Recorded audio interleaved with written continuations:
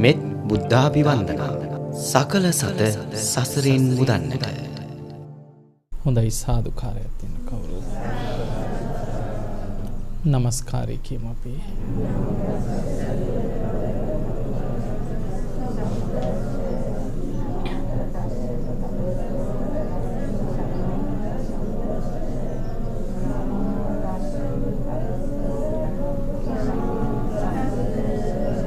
බුද්ධං සරණං ගච්ඡාමි ධම්මං සරණං ගච්ඡාමි සංඝං සරණං ගච්ඡාමි ဒ ුතියම්පි බුද්ධං සරණං ගච්ඡාමි ဒ ුතියම්පි ධම්මං සරණං ගච්ඡාමි ဒ ුතියම්පි සංඝං සරණං ගච්ඡාමි තතියම්පි බුද්ධං සරණං ගච්ඡාමි තතියම්පි ධම්මං සරණං ගච්ඡාමි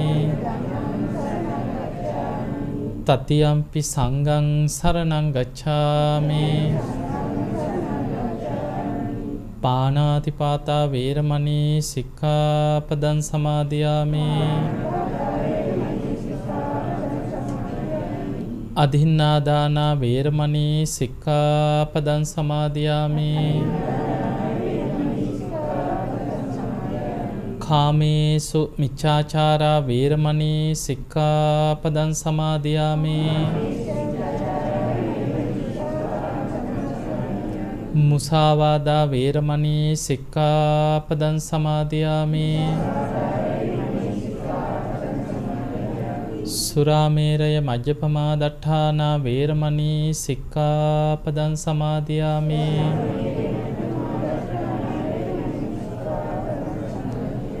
තිසරණේන සද්ධින් පංචශීලං ධම්මං සාදුකං සුරක්ඛිතං කତ୍වා අපමාදේන සම්පාදේත සාදු සාදු සමන්ත චක්කවාලේසු අත්‍රා ගච්ඡන්තු දේවතා සද්ධම්මං මුනි රාජස්ස සුනන්තු සග්ග මොක්ඛදං ධම්මසවන කාලෝ අයං බදන්තා ධම්මසවන කාලෝ අයං බදන්තා ධම්මසවන කාලෝ අයං බදන්තා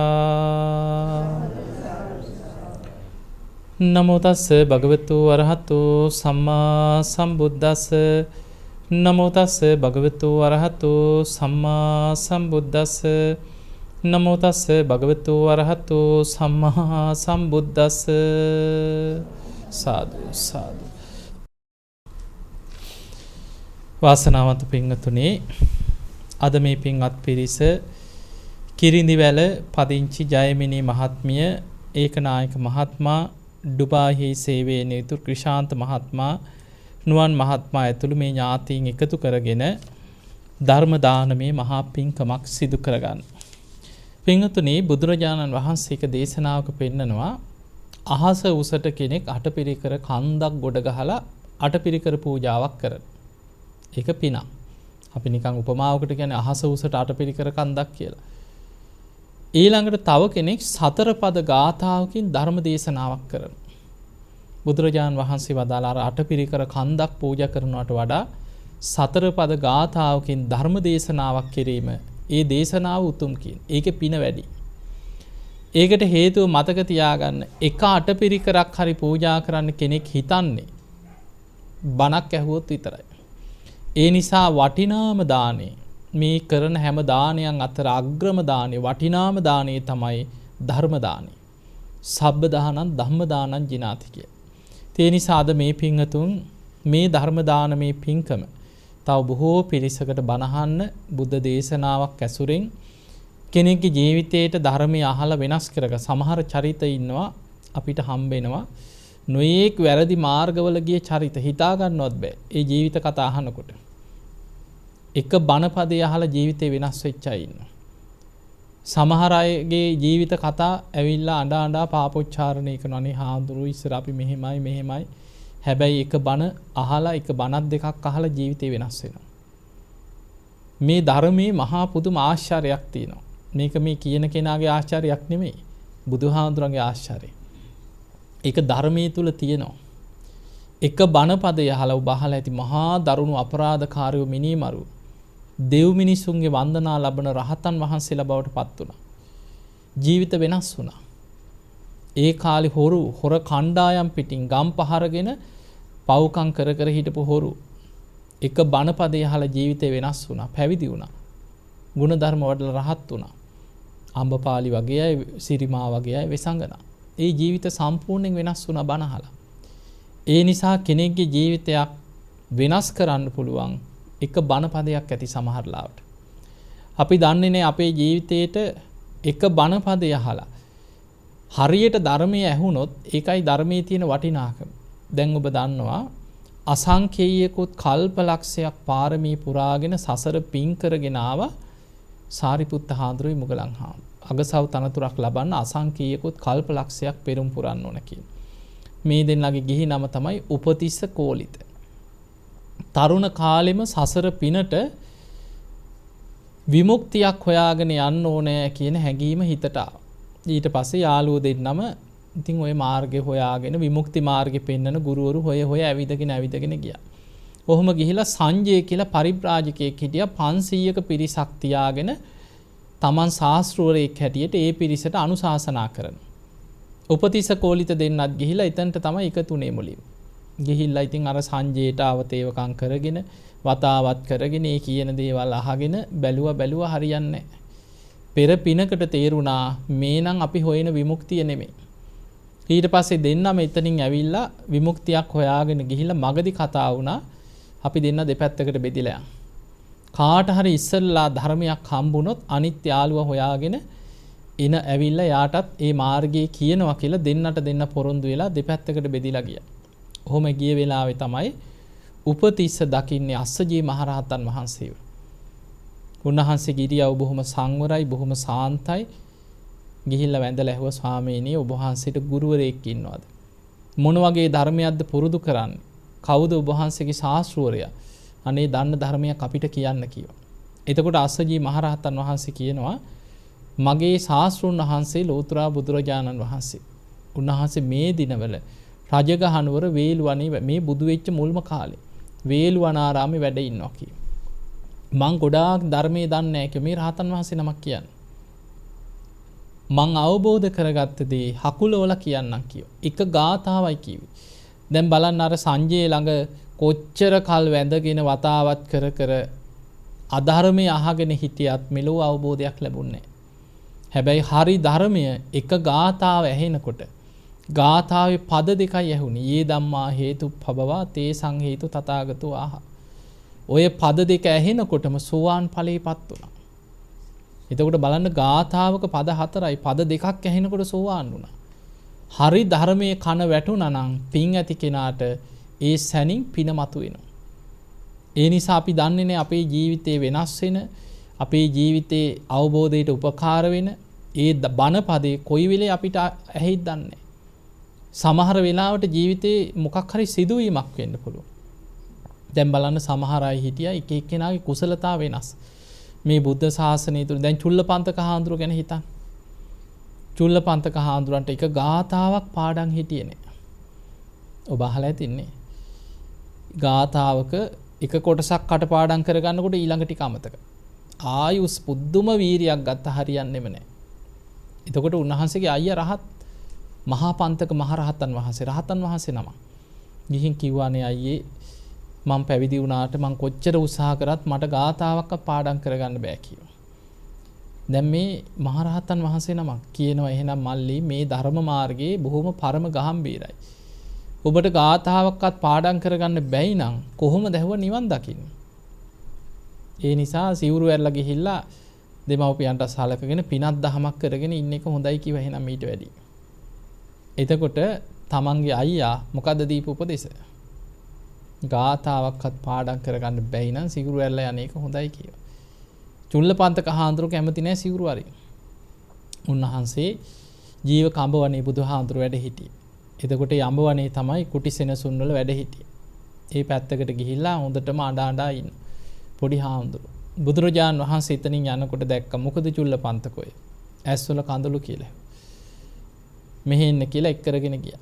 කියලා බුදුරජාන් වහන්සේව මොකද චුල්ලපන්තක?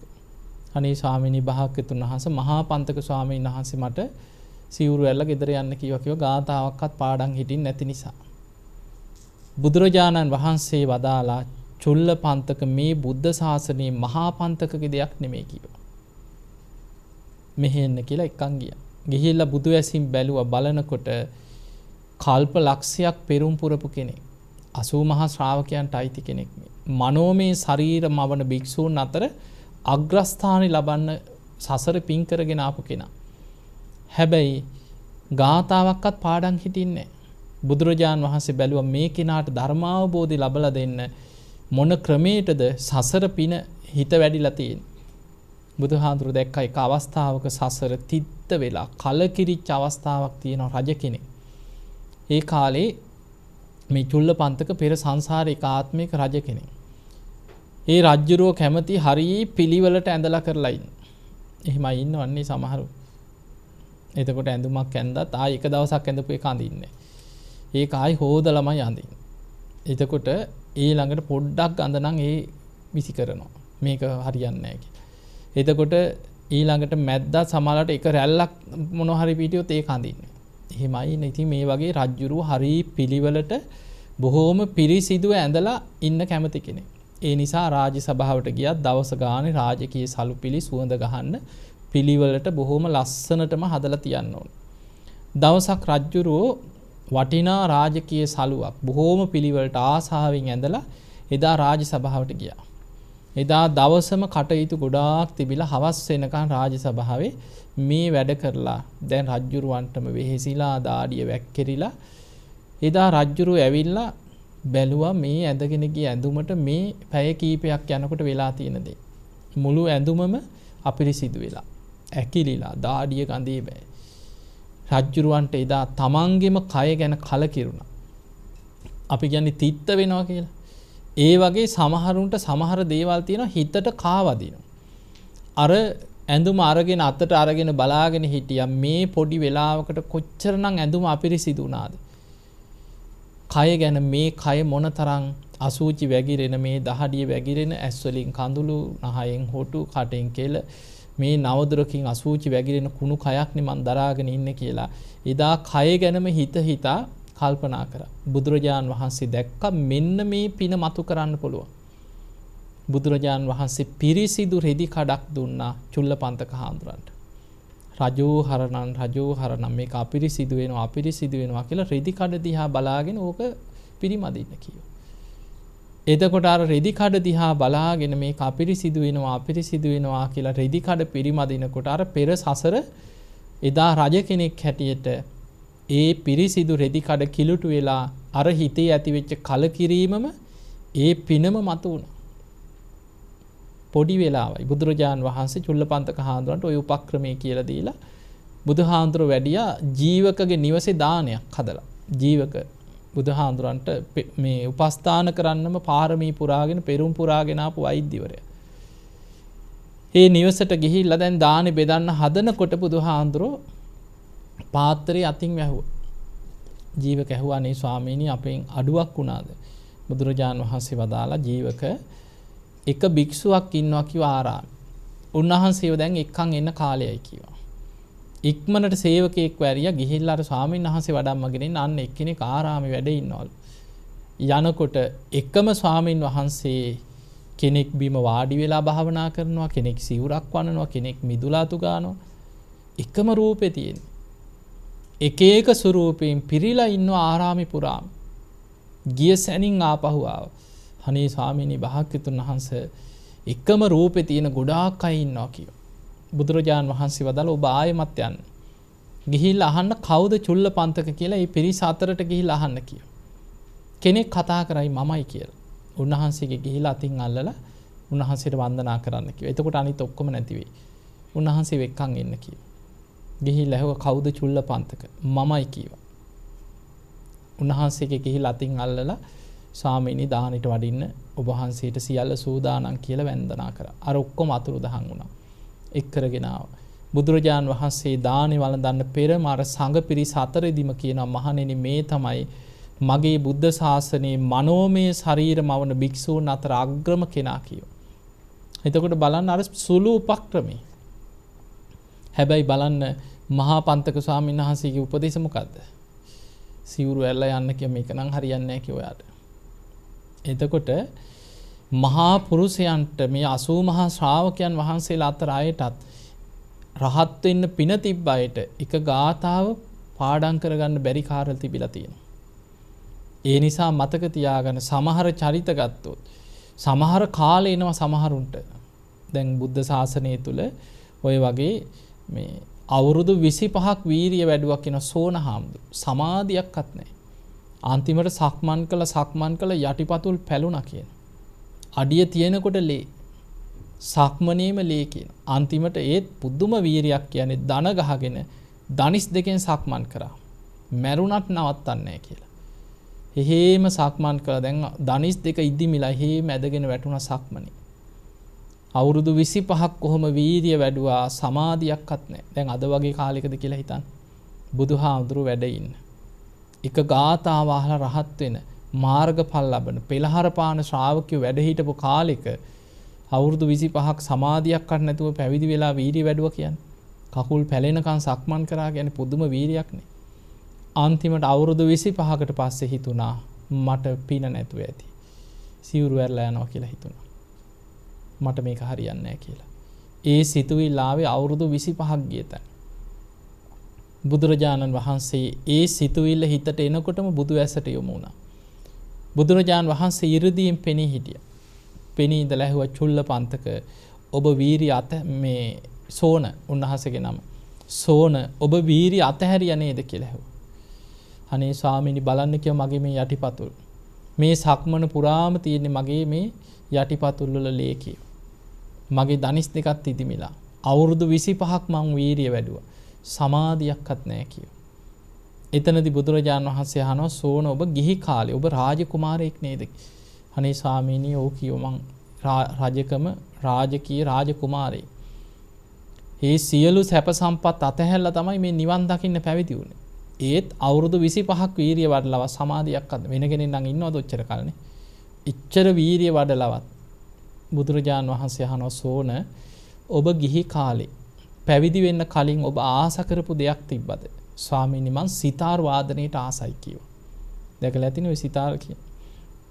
බුදුරජාණන් වහන්සේ අහනවා සෝන සිතාර් වාදනය කරද්දී ඔබ සිතාරේ තත් ඕනෑවට වැඩිය තද කරලා හිර කරොත් ඔබට මිහිරි ස්වරයක් එනවද ඇහුවා. නෑ කිව්වා. එහෙනම් සිතාරේ තත් ලිහිල් කරලා බුරුල් කරලා වාදනය කෙරුවොත් ඒත් වාදනය කරන්න බෑ ස්වාමීනි කිව්වා. එහෙනම් කොහොමද ඔබ සිතාර් වාදනය කරේ? එතකොට සෝනහාඳුර කියනවා ස්වාමීනි මං සිතාරේ තත් ගොඩක් තද කරන්නෙත් නැතුව ලිහිල් කරන්නෙත් නැතුව මිහිරි ස්වරයක් එන ප්‍රමාණයට සුසර කරලා වාදනය කරා. බුදුහාඳුර වදාලා සෝන ධර්මාවබෝධයට අවශ්‍ය වීරියත් ඔය වගේමයි කිව්වා. වීරිය වැඩි වුණාම හිත උද්දච්චයට යනවා කිව්වා. අධික වීරියක් තියෙනකොට අපි කියන කලබලේ මොකුත් කරගන්න බෑ කියලා සමහර හිත කලබලයි. මං කොහොම හරි මේක කරගන්න. හිත කලබලයි. එතකොට හිත විසිරෙනවා. වීරිය අඩු වෙච්ච ගමන් වෙන්නේ කුසීතකමට වැටෙනවා. එහෙම නින්දට වැටෙනවා, නිදිමතට වැටෙනවා, අලසකමට වැටෙනවා, කම්මැලි හිතෙනවා. ඒ වීරිය අඩු වුණාම බුදුරජාන් වහන්සේ වදාලා අඩු වීරියකුත් නැතුව ගොඩාක් වැඩි වීරියකුත් නැතුව භාවනා නිමිත්තේ හිත පිහිටවන්න අවශ්‍ය වීරියක් ගන්න කියනවා. ඔය උපදේශ දීලා බුදුහාඳුරෝ වැඩියා. පහවදා පුදුම වීරියකින් භාවනා කරා හිත එකඟ වුණා. සමාධියක් ඇති වුණා. ඒ තුල විදර්ශනා වැඩුවා. දින කීපයකින් කෙලෙසුන්ගෙන් මිදලා රහත් වුණා. ඒ තමයි මේ බුද්ධ ශාසනයේ ආරම්භක වීරිය ඇති භික්ෂුන් වහන්සේලා අතර අග්‍රම කෙනා.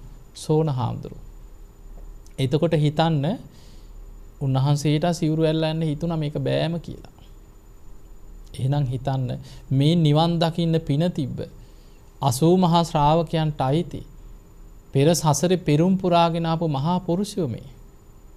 ඒ සමහර වෙලාවට මේක බෑ කියලා හිතෙන වෙලාවල් එනවා. දැන් බලන්න සෝවාන් වෙන්න පින තිබ්බ අය අද නිරේ දුක් විඳින අය ඉන්නවා බුදුහාඳුරන්ගේ කාලේ බුදුහාඳුර මුණ ගැහිලා. අජාසත් රජුරෝ එහෙම කෙනෙක්. සෝවාන් වෙන්න පිනක් තිබ්බා කියනවා. බුදුහාඳුරුත් ඇස් දෙකෙන් දැක්කා බුදුහාඳුරුත් මුණ ගැහුණා බණත් ඇහුවා. හැබැයි ඊට කලින් පාප මිත්‍ර සේවනය නිසා පීතෘ ඝාතන අකුසලයක් කරගෙන නිරේ යන්න කර්ම කරගත්තා. අද අපායේ. ඒ වගේ සමහර අය ඉන්න උත්සාහ නොකිරීම නිසා දවසක් රජගහනුවර බුදුරජාණන් වහන්සේ වඩිනකොට වයසක දෙන්නේ තැටි දෙකක් අරන් හිඟමන යන. බුදුරජාණන් වහන්සේ ඒ දිහා බලලා අනුකම්පා සහගත සිනාවක් පහළ කරා.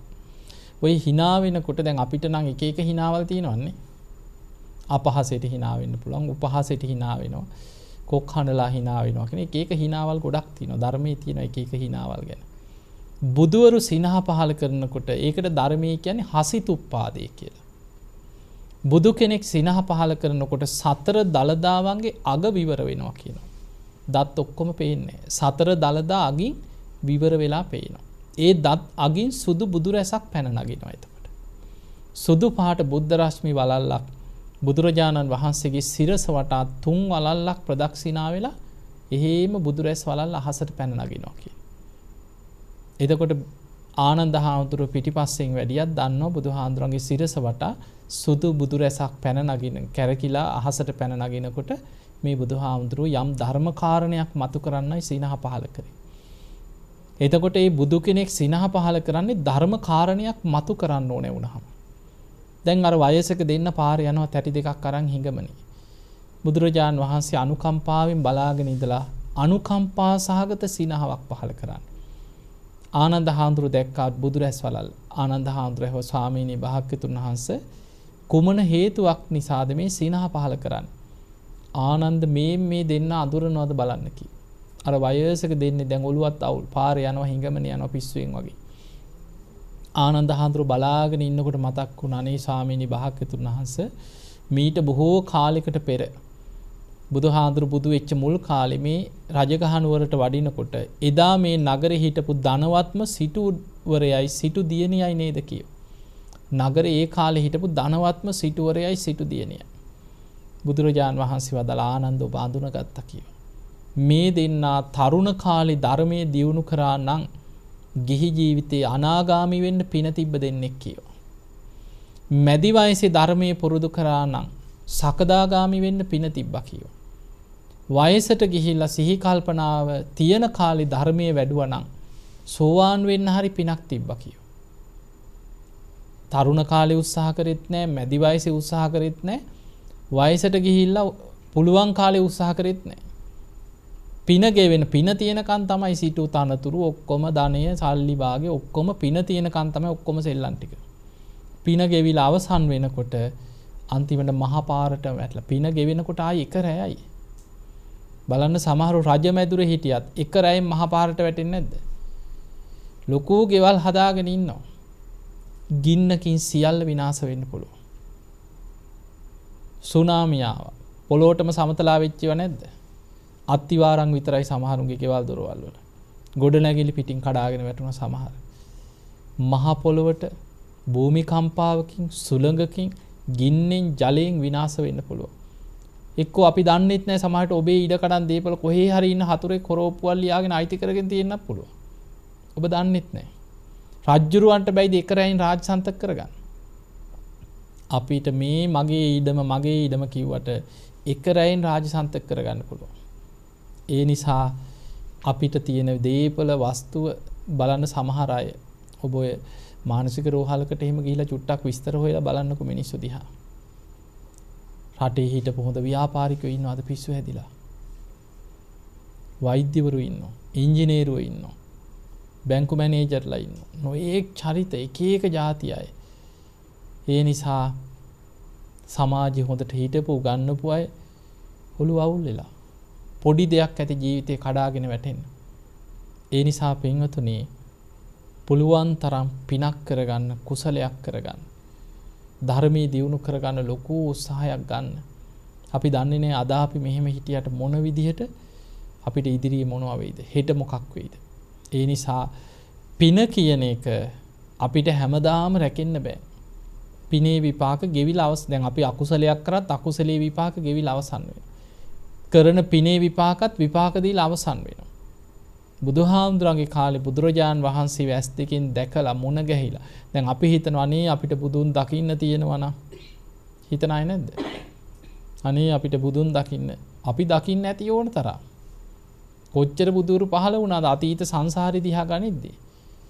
ඒ බුදුහාමුදුර ඇස් දෙකෙන් දැකලා අපාය ගියයි නැද්ද? දේවදත්ත දැක්කේ නැද්ද ඇස් දෙකෙන් බුදුහාමුදුරන්? චින්චි මානවිකාව සූප්‍රබුද්ධ රජුරු බුදුහාමුදුරන්ගේ මාමණ්ඩිනේ සූප්‍රබුද්ධ රජුරු. බුදුහාමුදුරන්ට නිඳා කරලා පාර වලක්වලා අන්තිමට පොළොව පලාගෙන අපායටම වැටුණා. කොච්චර බුදුහාමුදුරුවන් ඇස් දෙකෙන් දැකලා හතුරුකම් කරපු මිනිස්සු හිටියද? ඒ නිසා බුදුරජාණන් වහන්සේ පෙන්වුවේ උන්වහන්සේ ඇස් දෙකෙන් බලන්න නෙමෙයි. ඇස් දෙකෙන් දකින්න තියෙනවනේ ඒකත් පිනක් තමයි පින් ඇති කෙනෙකුට. බුදුහාමුදුරුවෝ පෙන්වුවේ යෝ ධම්මං පස්සති සෝමං පස්සති. ධර්මයෙන් දකින්න එච්චරයි. බුදුහාමුදුරන්ගේ කාලේ හිටියව බහලා ඇති වක්කලි කියලා හාමුදුරුවෝ කෙනෙක්. මේ වක්කලි බුදුහාමුදුරුවෝ දවසක් බණ කියන්න යනකොට තරුණෙක් පැවිදිලා නැහැ. ওই පාරේ ඇවිදගෙන යන පිරිස බොහෝ පිරිසක් බුදුහාමුදුරුවෝ බණ කියනකොට බණ අහනවා. මේ තරුණයා අර පිරිස අතරින් ඇවිල්ලා බණ අහගෙන හිටියා. බුදුරජාණන් වහන්සේගේ රූපයට පුදුමාකාර ආසාවක් ඇති වුණා. මහා පුරුෂ ලක්ෂණ වලින් යුක්ත ඒ බුදුහාඳුරන්ගේ බුදුරුව උන්වහන්සේගේ දහම් දේශනකට දත් අගින් සුදු බුදු රැසක් පැන නගිනවා. අෂ්ටාංග සමන්නාගත බ්‍රහ්මස්වරයකින් යුක්තයි කියන බුදුහාඳුරන්ගේ හඬ. ඒ කටහඬ බුදුහාඳුරන්ගේ ධර්ම දේශනා විලාසයේ ඒ බණපද බුදුහාඳුරෝ දහම් දේශන ඉරියව්ව බුදුහාඳුරන්ගේ බුදුරුව දෙතිස් මහා පුරුෂ ලක්ෂණ මේ බුදුහාමුදුරුවෝ ගැන පුදුම ගෞරවය දැන් ආසාව වැඩි. අනේ මේ වගේ කෙනෙක් අනේ මං උන්වහන්සේ ළඟ මාත් පැවිදි වෙනවා කියලා හිතුවා. දැන් මේ නිවන් දකින්න ආසාව නෙමෙයි. බුදුහාමුදුරන්ගේ රූපේට මහා පුරුෂ ලක්ෂණ වලට අර කටහඬට ඇලුම් කරලා පැවිදි වුණේ. පැවිදි වුණේම නිවන් දකින්න හිතාගෙන නෙමෙයි. පැවිදි වෙච්ච දවසේ ඉඳන් බුදුරජාන් වහන්සේ කොහෙද වැඩ ඉන්නේ වක්කලි හාමුදුරුවෝ දැන් බලාගෙන ඉන්නවා. බුදුහාඳුරෝ දහම් දේශනකට ධම්සභා මණ්ඩපේ බුදුහාඳුරෝ පේන තැනක වාඩි වෙනවා. බුදුරජාන් වහන්සේ දිහා බලාගෙන ඉන්නවා. උන්වහන්සේගේ බුදුරුව දිහාමයි බලාගෙන ඉන්නේ. ඉතින් ඔහොම කාලෙ ගෙවිලා ගියා. දැන් වක්කලි හාඳුරෝ බුදුහාඳුරෝ ගිජ්ජකූට පර්වතයේ වැඩ හිටියේ. වක්කලි හාඳුරොත් ඒ අසලම පර්වතයක් මුදුනේ බුදුහාඳුරන්ගේ ගන්ධ කුටිය පේන මානි තමයි කුටියක නතර වෙලා හිටියේ. නිතර දවසට දෙතුන් පාර බුදුහාඳුරෝ බලන්න ඕනේ. නැත්නම් හිතට හරිනේ. ඉතින් තාම මේ බුදුහාඳුරුවෝ දකින්න ආස වුණාට සෝවාන්වත් වෙලා නැහැ ඒ වෙනකොට. වක්කලි හාඳුරන්ට හොඳටම ලෙඩ වුණා. මාරාන්තික අමාරුවක් ආවා. දැන් වක්කලි හාඳුරන්ට කයේ රෝගෙට වඩා හිතේ රෝගේ බලවත්. සේවකයෙකුට කතා කරලා කිව්වනේ ඔබ බුදුහාඳුරන්ව බලන්න යන්න. මගේ වචනින් මේ වක්කලි වන්දනා කරන්න කියලා බුදුහාඳුරන්ට වන්දනා කරන්න. වක්කලීට බොහොම අමාරුයි අසනීපයි තථාගතයන් වහන්සේට මාව බලන්න පුළුවන් නම් වඩින්න කියලා ආරාධනා කරන්න කියලා. බුදුරජාණන් වහන්සේ දා වක්කලි හාඳුරු බලන්න වැඩියා. ඇවිල්ලා ඇහුවා ඉස්සලා ලිඩේ ගැන ඇහුවා. දැන් වක්කලි හාඳුරු වැඳගෙන ඉන්න බුදුහාඳුරු දිහා බලාගෙන ඇස් වලින් කඳුළු ඇක්කෙරෙන. ඇහුවා වක්කලි මොකද මේ? ඔබ බොහොම දුකින්ද ඉන්නේ. ඔබට සීලය ගැන ප්‍රශ්නේ අනේ ස්වාමීනි මට සීලය ගැන ප්‍රශ්නයක් නැහැ කියෝ. එහෙනම් වක්කලි ඔබ දුක් වෙන්නේ ඔබට සමාධිය පිරිහුණා කියලාවත් දුකක් අනේ ස්වාමීනි එහෙම දෙයක්වත් නෙමෙයි. එහෙනම් වක්කලි ඔබට ප්‍රඥාව ගැන ගැටලුවක්ද? ස්වාමීනි එහෙම දෙයක් නෙමෙයි. එහෙනම් මොකක්ද ඇහුවා? මම වෙනදා තථාගතයන් වහන්සේව බලන්න දවසට දෙතුන් පාර එනවා. දැන් මට මේ ලෙඩේ හැදුනට පස්සේ නැගිට ගන්නවත් බෑ කියෝ. බුදුහාඳුරු බලන්න විදිහක් නැහැ කියෝ. අන්න එතකොට බුදුරජාණන් වහන්සේ වදාලා කින්තේ වක්කලි මිනා පූතිකායින දිත්තේන. ඒකේ තේරුම තමයි වක්කලි මේ කුණු වෙලා යන කුණු ශරීරයක් දිහා බලාගෙන ඉඳලා ඔබට තියෙන ප්‍රයෝජනෙ මොකක්ද කියලා හෙව්වා. එතකොට බලන්න දෙතිස් මහා පුරුෂ ලක්ෂණ වලින් යුක්ත බුදුරජාණන් වහන්සේම තමන්ගේ රූප කය ගැන බුදුහාමුදුරුවෝ මහනවා වක්කලිගෙන් වක්කලි මේ කුණු වෙලා යන කුණු ශරීරයක් දිහා ඇස් දෙකෙන් බලන් හිටියා කියලා ඔබට තියෙන ප්‍රයෝජනෙ මොකක්ද කියලා හෙව්වා. වක්කලි ඔබට එහෙම බුදුන් දකින්න බෑ කිව්වා. වක්කලි ඔබ බුදුරජාන් වහන්සේව දකිනවා නම් යෝ ධම්මං පස්සති සෝමං පස්සති. වක්කලි ඔබ ධර්මයේ දකින්න. ධර්මයෙන් ඔබට මාව දකින්න පුළුවන්. යමෙක් කියනවා නම් මම බුදුරජාණන් වහන්සේව දැක්කා කියලා සෝ ධම්මං පස්සති යෝ මං පස්සති. එයා ධර්මයයි කිව දකින්න. එයා ධර්මයෙන් මාව දකින්න. ඒ නිසා එහෙනම් අදත් අපිට බුදුහාඳුරු දකින්න පුළුවන්ද බැයිද?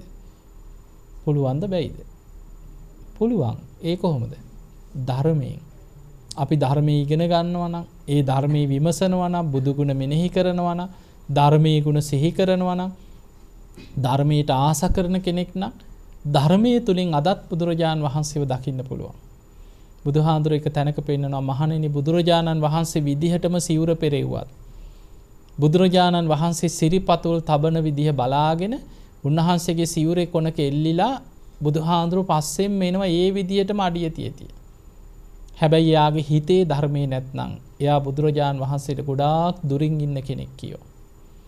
කෙනෙක් යොදුන් ගානක් ඈත ඉඳන් හරි සද්ධාව දියුණු කරනවා, සිල් රකින්න, ධර්මයේ දියුණු කරනවා, බණ භාවනා කරනවා, කොහොම හරි නිවන් දකින්න ඕනේ කියලා අප්‍රමාදීව ධර්මයේ හැසිරෙනවා. බුදුරජාණන් වහන්සේ වදාළා ගොඩාක් දුර හිටියත් එයා බුදුරජාණන් වහන්සේට ළඟින්ම ඉන්න කෙනෙක් කියෝ. එහෙනම් අපිට බුදුහාමුදුරන්ට ලං වෙන්න බුදුරජාණන් වහන්සේව දකින්න තියෙන්නේ ඇස් දෙකින් නෙමෙයි, ධර්මයෙන්. ඇස් දෙකෙන් දැකලා අපාය ගියා හිටියා. ඇස් දෙකෙන් දැක්කා කියලා බුදුගුණ තේරුම් ගන්න බැරි වෙච්ච අය කොච්චර හිටියද ඒ කාලේ? බුදුහාඳුරන්ටම ගල් පෙරළුවනේ ඇස් දෙකෙන් දැකලා නැද්ද? කොච්චර දැක්කද? බුදුහාඳුරන්ට කොච්චර රහතන් වහන්සේලා එක්ක පුදුම චරිත ඒ කාලේ ඉඳලා තියෙනවා. දැන් මහා කාශ්‍යප මහ රහතන් වහන්සේ ගැන අහලා ඇතිනේ. මහා කාශ්‍යප හාමුදුරු බුදුහාඳුරු වගේමයි කියනවනේ පෙනුමේ. මහා කාශ්‍යප හාමුදුරන්ගේ ගෝලයෙක් හිටියා. ඔහි ඇවිදින රස්තියාදුවේ යනවා. බණ භාවනාවක් නැහැ, ඔහි ඇවිද ඉන්නවා. මහා කාශ්‍යප හාමුදුරු ටිකක් අවවාද කරා. ඔබ පැවිදි වුණේ මොකටද? ඔබ සිවුරක් දරාගත්තේ මොකටද? ඔබ අප්‍රමාදීව නිවන් දකින්නේ මේ මිනිස්සුන්ගෙන් දානමාන මේ පින්නපාතේ වළඳලා සිවුරු පිරිකර වළඳලා ඔබ අපාය යන්නද මේ ලෑස්ති වෙන්නේ කියලා අවවාද කරා. අවවාදෙට වෛර බැන්දා හිටපන් දෙන්නම් කියලා. ඔන්න මහා කාශ්‍යප හාමුදුරුවෝ අනේ පින්නපාත යනකන් ඉඳලා උන්වහන්සේගේ කුටියට ගිනි තිබ්බා. ගිනි තියලා සිවුරු ඇල්ලලා ගියා. ඔන්න ඒ කාලේ මේ බුද්ධ ශාසනයේ තතිය ශ්‍රාවකයා මහා කාශ්‍යප හාමුදුරුවෝ පින්නපාත යනකන් ඉඳලා කුටියට ගිනි තියලා ගියා. එතකොට ඒ කාලේ එහෙම අය හිටියා. බුදුරජාණන් වහන්සේ අවවාද කරද්දී බුදුහාමුදුරුවෝ දැන් ඔබ අහලා ඇතිනේ බුදුරජාණන් වහන්සේ පිරිනිවන් පාපු වෙලාවේ කොච්චර ශ්‍රාවකයෝ සද්ධාවන්තය හඬා වැළපෙනකොට සිවුරක් දාගෙනම අර සුබද්ද එතනට ඇවිල්ලා මොකද කිව්වේ? උඹලා සතුටු යල්ලා කීවා. ඒ මහා ශ්‍රමණයාගෙන් දැන් අපි ගැලවුණා මිදුණා කීවා. දැන් අපිට මේක කැපයි මේක අකැපයි කියලා නීති දාන්න කෙනෙක් නැහැ. අපිට ඕන විදිහට ඉන්න පුළුවන් කිව්වා. චිතකේ ගිනි නිවෙන්නත් කලින්. ඒ නිසා මතක තියාගන්න එක එක චරිත ගිහි වේවා පැවිදි වේවා බුදුන් දකින්න නම් ධර්මයෙන් බුදුන් දකින්නවා මිසක් වෙන දකින්න ක්‍රමයක් නැහැ. ඒ නිසා ඔබ ධර්මයේ දියුණු කරගන්න දක්ෂ වෙන්න. ඔබ සද්ධාව වඩන්න. ඔබට තියෙන ප්‍රධානම සුගතියක හරි යන්න නම් අවශ්‍ය පළවෙනිම දේ තමයි සද්ධාව. ඒ සද්ධාව ඒකට හේතුව තමයි අපි මේ ඉන්නේ බුද්ධ කාලෙක මතක තියාගන්න. බුදුහාඳුරන්ගේ බුද්ධ ශක්තිය ලෝකේ තියෙන කාලෙක වැඩ ඉන්නේ. තාම බුදුහාඳුරන්ගේ ධාතුන් වහන්සේලා වැඩ ඉන්නවද නැද්ද? තාම ලෝකේ වැඩ ඉන්නවා. මනුස්ස ලෝකේ විතරක් නෙමෙයි දෙව්ලොව සිළුමිනිසයි, බඹලොව සළුමිනිසයි, නාලව දසදහසක් ලෝක ධාතුවල දෙව් බඹුන් මේ ධාතුන් වහන්සේලාට වන්දනා කරනවා. දැන් ඔබ බලන්න අපිට ඇස් දෙකෙන් දකින්න තියෙන දළදා වහන්සේලා අතර මහනුවර ශ්‍රී දළදා මාලිගාවේ දළදා වහන්සේ අපිට අවුරුදු ගානකට පස්සේ හරි දළදා ප්‍රදර්ශන කෙරෙනවනේ මේ රටේ කෙරලා තියෙනවන්නේ. මිනිස්සු කොච්චර පෝලිං වල ඉඳලා දළදා වහන්සේ වන්දනා කරනවද? රන් කොපුවක හරි බහා ඒ දළදා වහන්සේ දැක ගන්න පුළුවන් අද අපිට. දැන් හිතන්න ඔබම හිතන්න දැන් ඔබේ පුංචි කාලේ වැටිච්ච දත් තියෙනවද දැන්? දත් වැටලා නැද්ද? වැටෙනවා. අද නිකන් බලන්න කාගේ හරි දතක් නිකන් අවුරුදු 200-300ක් තිබ්බ මොකක් වෙයිද? ඕක මෙහෙම ඇගිල්ලෙන් පොඩි කරලා කුඩු කරලා යවන්න බෑයිද? හැරිලා කුහර වගේ ඇවිල්ලා නිකන් හුණු කෑල්ලක් වගේ ඒක පිටි වගේ වෙලා කුඩු වෙලා යනවා. දැන් ඔය මැරිලා වල්ලපු මිනිස්සුගේ තියෙනවද අවුරුදු 300කට එහා වල්ලපු මිනිස්සුගේ අද? පොළොව හාරනකොට ඇට කෑල්ලක්වත් හොයාගන්න නෑ බොහෝ දෙනෙක්. තැන් වලින් කෑල්ලක් දෙකක් ඒකත් කුඩු වෙලා ගියවා. බුදුරජාණන් වහන්සේගේ මේ දළදා වහන්සේලා අවුරුදු දැන් කොච්චරද? 2560 ගානක් බුදුහාඳුරු පිරිනිවන් පාලා. අදටත් ඒ විදිහටම වැඩ ඉන්නවා. බුදුරජාණන් වහන්සේ පිරිනිවන් පානකොට කරපු අදිෂ්ඨානයට අනුව මුම් පියලි ප්‍රමාණයට, කඩසහල් ප්‍රමාණයට, අබෑට ප්‍රමාණයට විසිරී ගියේ ධාතුන් වහන්සේලා අදටත් ඒ ප්‍රමාණ වලින් වැඩ ඉන්නවා. ඊළඟට නිකන් හිතන්න අපි නිකන් ජයශ්‍රී මහ බෝධීන් වහන්සේ දිහා බලන්න. අද ඔබට ගමේ පන්සලේ චෛත්‍ය මේ බෝධීන් වහන්සේගේ ආයුෂ හොයලා බලන්න. කොච්චරක් විතරද ගමේ පන්සලේ ඇතිනේ බෝධියක් නේ. හොඳට හොයලා බලන්න ලොකු බෝධීන් වහන්සේලා තියෙන පන්සල් ඇති. අපේ සීයාගේ කාලේ, අපේ ආච්චිගේ කාලේ සීයාගේ තාත්තලා තමයි මේ පන්සලේ දායකයෝ. ওই බෝධි රෝපණය කරේ ඒ කාලේ අනුරාධපුරෙන් වඩම්මලා ওই කතා අහන්න හම්බෙයි. උපරිම අවුරුදු 100ක් 150ක් යනකොට බෝධීන් වහන්සේලා දිරලා කඩා වැටිලා අතු කඩා වැටිලා අපවත් වෙලා. එතකොට අනුරාධපුර ජයශ්‍රී මහ බෝධීන් වහන්සේ දැන් අවුරුදු කීයක්ද? 2500 ගානකට එහා හරි ආයුෂ ගත්තොත්. මව් කුසෙන් බිහි වෙන දවසේම පහළ වෙච්ච සහජාත වස්තු. ඔබ දන්නවා යසෝදරා, චන්න ඇමතියා, කාන්තකස්සයා වජිරාසනේ ළඟින් බෝධියේ බෝ අංකුරේ පහළ වුණේ එදාමයි. ඒ බෝධියේම දක්ෂිණ ශාඛාව මේ. පැලයක් නෙමෙයි. දකුණු පැත්තේ ශාඛාව කියන්නේ දකුණු අත්ත තමයි ලංකාවට වැඩැම්මේ. එතකොට මේ දක්ෂිණ ශාඛා බෝධීන් වහන්සේ අදටත් ඒ ප්‍රමාණයෙන්ම පවතිනව නේද? ගොඩාක් විශාල වෙලාද අනිත් බෝධීන් වහන්සේලා දිහා ගනිද්දී? නෑ. එතකොට දැන් අවුරුදු 2000 ගානක් ගියත් තාම පුංචි ප්‍රමාණයෙන්ම ඒ ප්‍රමාණයෙන් පවතිනවා. ඒ බෝධියේම බෝ අංකුර වලින් හටගත්ත බෝධීන් වහන්සේලා ගත්තොත් බොහෝ ප්‍රමාණයක් දැන් අපවත් වෙලා. ඒ නිසා හැබැයි ජයශ්‍රී මහ බෝධීන් වහන්සේ තාමත් ඒ ප්‍රමාණයෙන් වැඩ ඉන්නේ. අපිට තේරෙන්නේ නැති වුණාට මේ විශ්වයේ අපි ජීවත් වෙන මේ කාලේ ලොකු බුද්ධ ශක්තියක් තියෙනවා. අවුරුදු 5000ක් යන තෙක් මේක තියෙනවා. ඔබ දන්නවා රතන සූත්‍රයේ ආඥාව කෝටි ලක්ෂයක් සක්වල ආඥා පීඨෝප දේශනාවක් හැටියට තියෙනවා.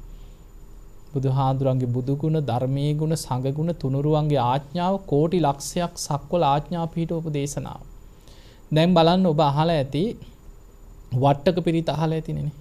පිරිත් පොතේ තියෙන වට්ටක පිරිත.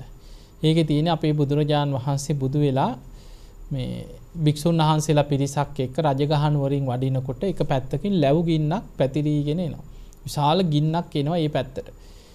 කලබල වෙච්ච කෙලෙස් සහිත ස්වාමීන් වහන්සේලා මාර්ගඵල ලැබුවයි නෙමෙයි අනිත් අය කලබල වෙලා වතුර හොයනවා, නිමන්න හදනවා, ලී දඬු අරගෙන ගින්න නිවන්න උත්සාහයක් ගන්නවා. හම්බෝ අපේ පැත්තට විශාල ගින්නක් එනවා කියලා. බුදුරජාණන් වහන්සේ මේ ගින්න දෙසට පියවර කීපයක් ගිහිලා එක තැනක නතර වෙලා ගින්න දෙස බලාගෙන හිටියා. අර විශාල ලැබු ගින්න ආපස්සට නිවිගෙන ගියා. වේගෙන් නිකන් මුහුදු රළ පාරකට ගින්නක් නිවුණා වගේ ගින්න එක තැනකට ඇවිල්ලා එතනින් ආපස්සට නිවිගෙන ගියා. භික්ෂුන් වහන්සේලා හිතුවා මේ බුදුහාඳුරන්ගේ අදිෂ්ඨානය.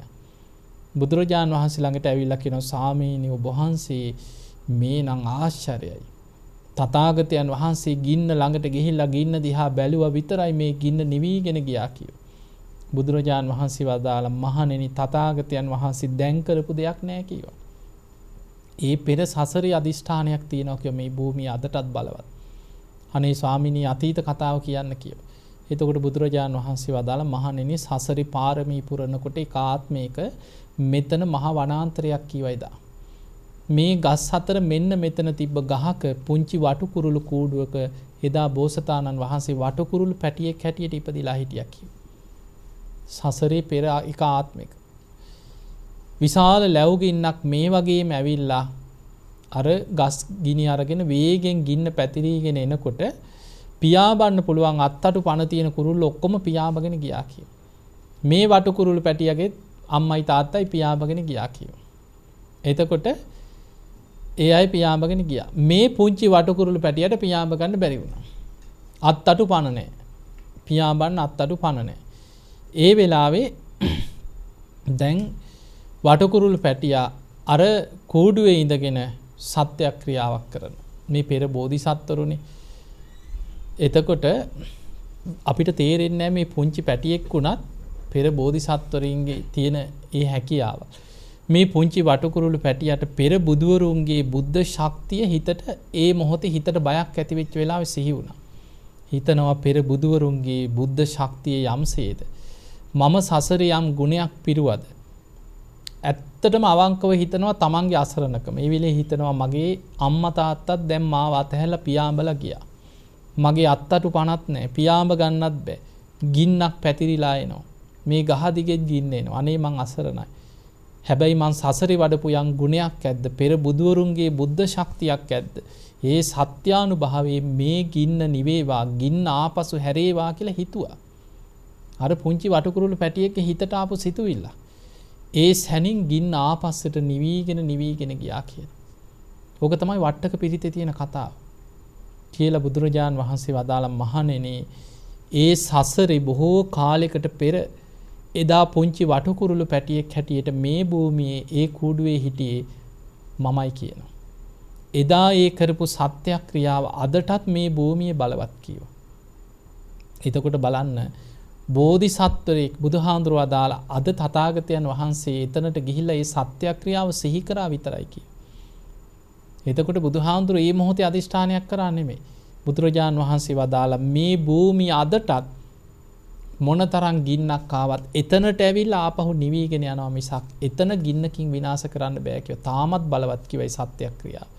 එතකොට බලන්න බෝධිසත්වයෙක් හැටියට ඒ කාලේ දැන් බලන්න වටකුරුළු පැටියෙක් හැටියට කරපු සත්‍යක්‍රියාව එදා එච්චර බලවත් නම් බුදු වෙලා බුදුහාමුදුරුවන්ගේ බුද්ධ අධිෂ්ඨාන බුදු ගුණ සිහි කරොත් ඒකනේ ධර්මයේ සඳහන් වෙන්නේ බුදු ගුණ අචින්ත්‍යයි. අචින්ත්‍යේසු පසන්නානම් විපාකෝ හෝති අචින්ත්‍යෝ කියන. ඒ අචින්ත්‍ය බුදු ගුණ ගැන හිත පැහැදුනොත් ලැබෙන විපාකයක් අචින්ත්‍යයි. ඒ නිසා ඔබට වැදගත්ම දේ තමයි නිතර බුදු ගුණ හිතන එක පුරුද්දක් කරගන්න. ඒක කාලයක් යනකොට තේරෙන්නේ දැන් අපි මෙහෙම නිකන් කිව්වට ඉතින් අපි දන්නවනේ අපි ඉතින් ওই ඉතිපිසෝ ගාතාව දන්න අපි කොච්චර බුදු ගුණ දන්නවද කියලා හිතේ. ඒක එහෙම නෙමෙයි භාවනාවක් වශයෙන් වඩන්න පුරුදු වෙන්න. නිතර බුදු ගුණම හිතන්න. බුදු ගුණම සිහි කරන්න.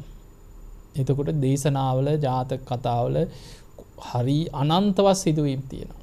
බුදු ගුණ සිහි කරද්දී දැන් බලන්න බුදුහාඳුර දජග්ග සූත්‍රයෙන් පෙන්නන්නේ අපිට බයක් එනවා. තැති ගන්නවා. ලොමු දැහැ ගන්නවා. මොකද කරන්න කියන්නේ? භයංවා චම්බිතත්තංවා ලෝමහංසෝවා. මොකක්ද මේ වෙලාවට කරන්නේ අපි? බුදු ගුණ සිහි කරන්න කියනවා. ධර්මීය ගුණ සිහි කරන්න. සංඝ ගුණ සිහි කරන්න. මේ තුනුරුවන්ගේ ගුණ තුල විශාල ආරක්ෂාවක් තියෙනවා. ඒ නිසා නිතර තුනුරුවන් ගුණ සිහි කරන්න. සද්ධාවෙන් හිත රැක ගන්න. සුගතියක හරි යන්න නම් සද්ධාවමයි අපිට උපකාර වෙන්නේ. එතන තමයි පටන් ගන්න තැන. සද්ධාවන්ත කෙනා තමයි සීල් රකින්නේ. නැත්නම් ආයෙ සීල් රකින්නේ නැහැ. කොච්චර කිව්වත් එයාට ඒකේ වටිනාකමක් තේරෙන්නේ නැහැ. තුනුරුවන් ගැන සද්ධාවේ පිහිටපු කෙනාමයි ඇයි සද්ධාව ඇති වෙන්නේ ධර්මයේ තුලින්. එයා ධර්මයේ දන්නවා. එයා අපායේ බය දකිනවා. ඒ නිසා එයා සීල් රකිනවා. සද්ධාවන්ත කෙනාමයි සීල් රකින්නේ. එයාමයි ආසාවෙන් බණහන්නේ. නැත්නම් බලෙන් බණ ඇසුවත් බණහන්නේ. එයාට එහෙම වමනාවක් නැහැ. අනියෝ වැඩක් නැහැ කියන. සමහරට එක්කාවත් ඉන්නේ නැහැ බණක් අහන ඔය පල්ලෙහාටලා ඉන්නවා. එහෙම තමයි සමහර. බණට ගිහිල්ලා සමහරු එතනට යන්නේ වඳින් රුවන්වැලිසෑය ළඟට ගිහිල්ලා බස් එකටලා ඉන්නවා. ඔයාලා වැඳලා ඉන්නේ කියන මට මං වාහනට වෙලා ඉන්නම් කියන. හිතෙන්නේ හිත නැමෙන්නේ නැහැ කීයට. කවුරු හරි පිනක් කරනකොට එක්කන් ගිහිල්ලා අත ගහත නැහැනේ ඔයා පූජා කරනවා මං එළියට යන්නම් කියන. ඇයි හිත නැමෙන්නේ නැහැ? සමහර අකුසල් වලින් වැහිලා යනවා. ඒ නිසා පිනක් කරන්න සසර පින තියෙනවා. ඒ නිසා පුළුවන් තරම් පින් කරගන්න දක්ෂ වෙන්න. පින් කරගන්න උත්සාහය ගන්න. කොහොම හරි පිනක් කර කාගේ හරි පිනක හරි එල්ලිලා පිනක් කරගන්න. දැන් අපි කරේ නැත කවුරු හරි පිනක් කරනවා. ගිහිල්ලා අපිට ඒක අනුමෝදන් වෙන්න බැයිද? අනේ සාදු කොච්චර දෙයක්ද කියලා අපි හිතෙන් හරි ඒකට අනුමෝදන් වෙනවා. පින් අනුමෝදන් වීමත් පිනක්. ඒකට අත ගහලා හරි සාදුකාරයක් දීලා හරි සතුටු වෙනවා. කවුරු හරි ඇවිල්ලා ඒක හිතේ දැන් පින රැස් වෙන්නේ චේතනාවෙන්. දැන් ඔබට කවුරු හරි ඇවිල්ලා කියනවා අනේ අපි අනුරාධපුරේ ගියා. අපි ගිහිල්ලා අටමස්ථාන අපි කප්රුකක් පූජා කරා රුවන්වැලි සෑයට. අපි ජයශ්‍රී මහ බෝධියට මෙහි මල් පූජාවක් කරා. එහෙම කියනකොට දැන් ওই පින අනුමෝදන් වෙන්න පුළුවන්ද බැයිද? පුළුවන්. අපි හදවතින්ම සානේ සාදු කොච්චර දෙයක්ද මාත් ඒ පින අනුමෝදන් වෙනවා කියලා අපේ හිතෙන් අපි ඒක සතුටින් සාදුකාර දීලා අපිට ඒ පින අනුමෝදන් වෙන්න පුළුවන්. අපිට ඒ සිදුවීම ගැනම හිතට ඊර්ෂියාවක් ආවොත් තරහක් එනවා. එහෙම වෙන්නේ නැද්ද? සමහරවකට මොකක් හරි කියනවා. මුන්ට නම් ඉතින් ඔය ඇවිද ඉතින් ඔය පින්කම් කරනවා කී රවුමේ යන්න ඕන වුණාට අපිටනේ වැඩ තියෙන්නේ. අන්න හිතට එනවා එහෙම එකක්. මේ වැඩක් නැති යෝන් ඉතින් ඔය වාහන අරගෙන ඇවිද පින්කම් කරනවා කී ඒකට මොකක් හරි බැන යනවා. දැන් හිතට ආවේ මොකක්ද? ඊර්ෂියාවක්. අර පින අනුමෝදන් වෙන්න හිත කැමති නැහැ. කේන්තිය. ඒ නිසා මතක තියාගන්න හිත එහෙම තමන්ගේ හිතේ පින් අනුමෝදන් වෙන්න ලොකු ඒකටත් පෙර පිනක් තියෙනවා. දැන් අපි ගමු අපිට ඇත්තටම භාවනා වැඩෙන්නේ නැහැ. සමහරව ඉන්නවනේ භාවනා කරාට හිත විසිරෙනවා භාවනා කරන්න බෑ. හැබැයි මතක තියාගන්න ඔබට භාවනා කරන්න බැයි නම් භාවනා කරන කෙනෙකුටවත් කවදාවත් කරදරයක් කරන්න යන්න එපා. ඒකට උදව් කරන්න. උපකාර කරන්න. හිතෙන් හරි අනේ සාදු අනේ කොච්චර දෙයක්ද භාවනා කරන එක කොච්චර හොඳද කියලා කෙනෙක් භාවනාවකට යොමු කරවන්න. එතකොට තමන්ගේ පෙර අකුසල් තියෙනවා නම් ඒව හරි යටපත් වෙනවා. කවදාවත් භාවනා කරන අයට හිත් පාස් කරන්න. විහිළු තහළු කරන්න. එහෙම කරන අය නැද්ද? ඈ? ඉන්නවා භාවනා කරන කෙනාට. පොඩ්ඩ වරදිනකම් බලාගෙන ඉන්නේ. දැන් හොඳට අපි ගමු කවුරු හරි නිතර බණ අහනවා. බුදුන් අදිනවා. භාවනා කරනවා. පොඩ්ඩක් වරදිනකම් බලාගෙන ඉන්න. ඕන්න මුන්ගේ මහලකු භාවනාව බේම් පේන්නේ නැද්ද කියලා අර භාවනාව ඉස්සරහට දාලා තමයි ඊට පස්සේ බනින්නේ. ඇයි දැන් හිතේ ඊර්ෂියාව තියෙන අර භාවනාවත් එක්ක. Tamanට කරගන්න බෑ. තව කෙනෙක් භාවනා කරනකොට හිත ඇතුලෙන් ඊර්ෂියයි. ඒක හොඳට සමාජයේ තියෙන දෙයක්. පොඩ්ඩ වරදිනකම් ධර්මයේ වඩන ධර්මයේ දියුණු කරන කෙනාට පොඩ්ඩක් වරදිනකම් බලාගෙන ඉන්නේ. ඒ භාවනාව පිටින් තියලා බයින මේ මහලක උපාසකයා මුන්ගේ හැටි පේන්නේ නැද්ද කියලා අර සිල්වත්කම ගුණය ධර්මයේ වඩන එක ඒක ඉස්සරහට දාලා බනින්නේ. ඒ මොකද Tamanට ගුණ ධර්ම වඩා ගන්න බෑ. Tamanට සිල් රකින්න බෑ. Tamanගේ හිත ධර්මයට නැඹුරු නෑ. Tamanට පිං කර ගන්න බෑ. හැබැයි කෙනෙක් කරනවා දකින්නකොට දන්නවා ඒක වටිනා දෙයක්. හිත ඇතුලේ එනවා සියුම් ඉරිසියාවක් එනවා. ඒ නිසා මතක තියාගන්න පින රැස් වෙන්නේ චේතනාව තුලයි. හිතේ පිරිසිදුකම මත තමයි පින රැස් වෙන්නේ. අපිට පින ගැන දන්නවා නම් හිතෙන්ම පින් කරගන්න පුළුවන් ඕනේ තරම්. බුදුහාඳුරෝ පෙන්වේ ඉඳුල් වතුර එකක් හොදලා විසි කරත් හිතන්න කියනවා. මහ පොළවේ ඉන්න ප්‍රාණියෙකුට මේ ඉඳුල් වතුර ටික ආහාරයක් වේවා. ඒකත් දානමේ පිනක් කියනවා. ඒ නිසා චේතනාව තුලයි පින රැස් වෙන්නේ. චේතනාව පිරිසිදු නම් ගොඩාක් පින් කරගන්න පුළුවන්. ඉතින් එහෙමනම් පින්තුනි ඔබේ ජීවිතය තුල මේ ලැබිච්ච මනුස්ස ජීවිතය තුල පුළුවන් තරම් පින් කරගන්න.